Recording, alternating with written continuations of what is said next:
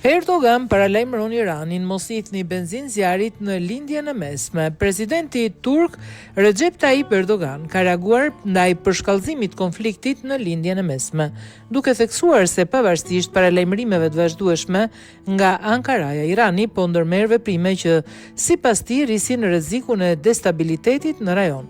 Duke folur pas mbledhjes kabinetit qeveritar, Erdogan deklaroi se prioriteti kryesor i Turqisë mbetet garantimi i sigurisë kombëtare dhe mbrojtja e qytetarëve të saj nga çdo pasojë e konfliktit. Qëllimi ynë është ta mbajmë vendin ton larg këtij zjarri.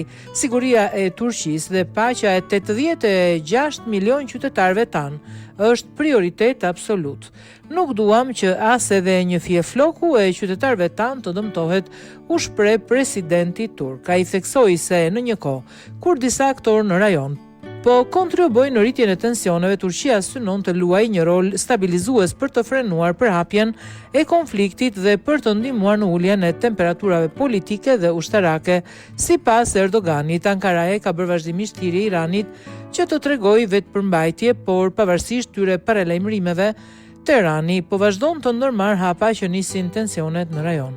Ne nuk duhet të lejojmë që marrëdhëniet tona vllazërore të dëmtohen. Përpjekjet tona për të parandaluar përshkallëzimin e mëtejshëm të konfliktit janë të qarta, theksoi ai.